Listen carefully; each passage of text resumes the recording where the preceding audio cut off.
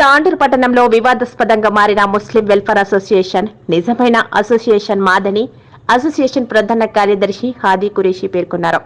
గురువారం తాండూరు పట్టణంలో మీడియా సమావేశాన్ని ముస్లిం మత పెద్దల సమక్షంలో నిర్వహించారు.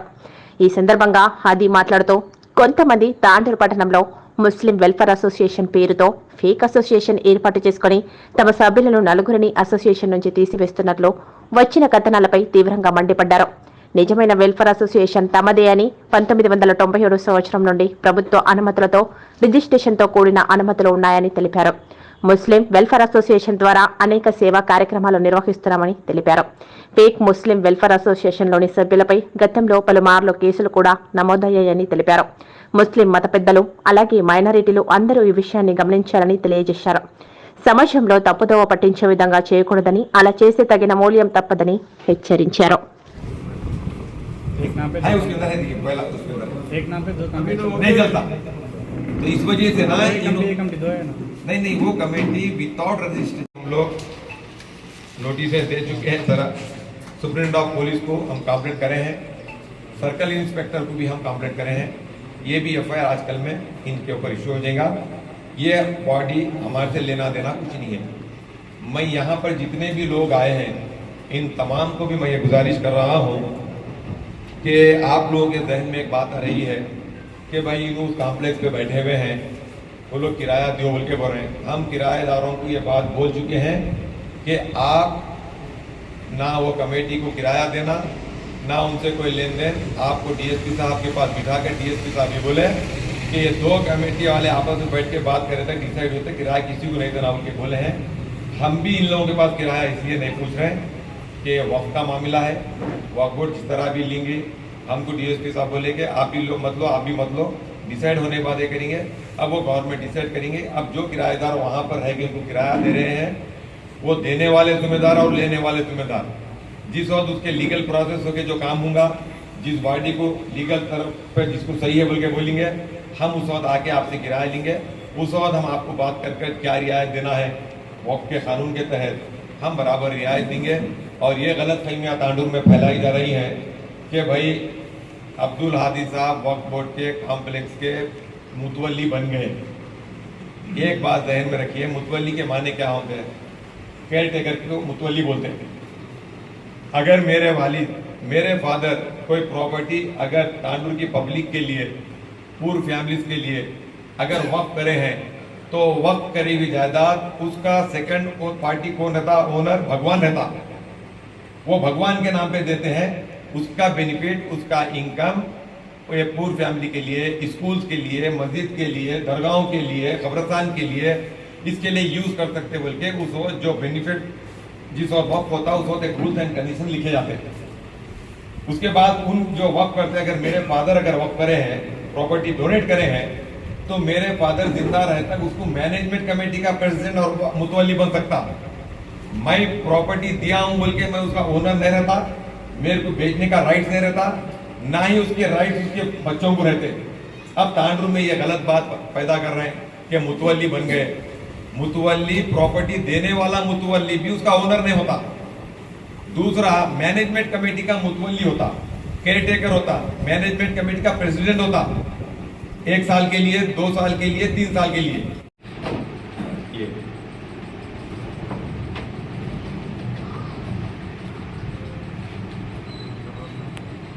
मैं पेपर वालों को एक कॉपी दे रहा हूँ, आप ये रजिस्ट्रेशन कॉपी दे।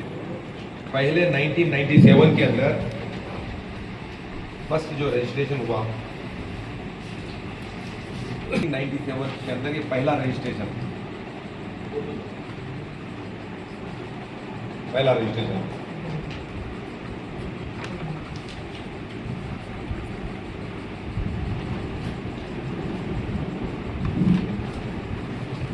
और इस बॉडी के अंदर 97 में कौन रजिस्ट्रेशन के अंदर बॉडी में प्रेसिडेंट थे, आप लोग बता रहा हूँ मैं।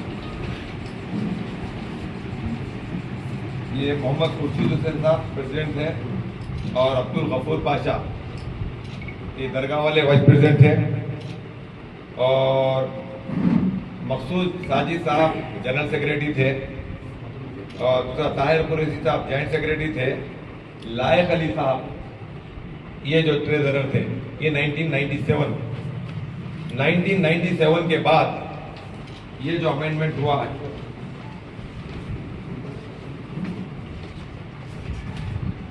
ये 2018 में, ये 2018 में, ये 2018 के अंदर ये अमेंडमेंट हुआ, बॉडी बनी है।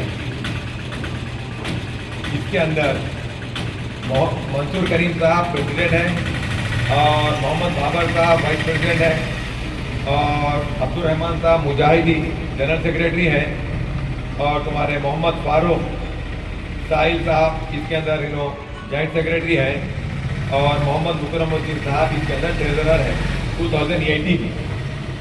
फिर ये 2019 के अंदर ये पहला अमेंडमेंट हुआ, ये 2019 के अंदर 1 ईयर के बाद same body bylaws rules and regulation change करें।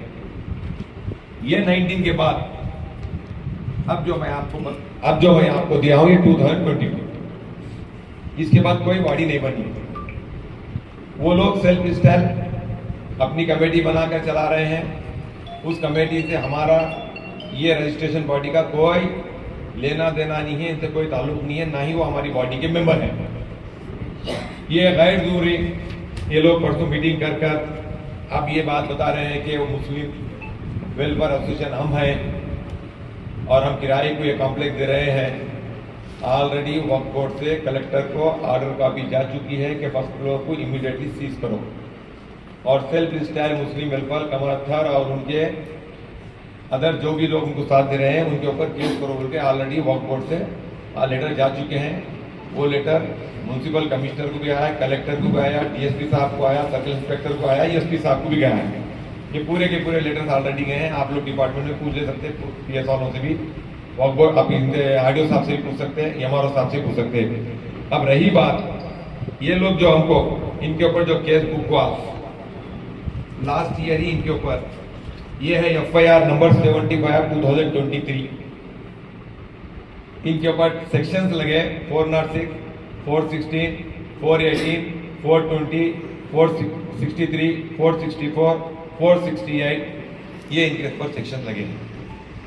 इसमें है कमल अख्तर और खालिद सैफुल्लाह और मोहम्मद यूनुस गवर्नमेंट टीचर है।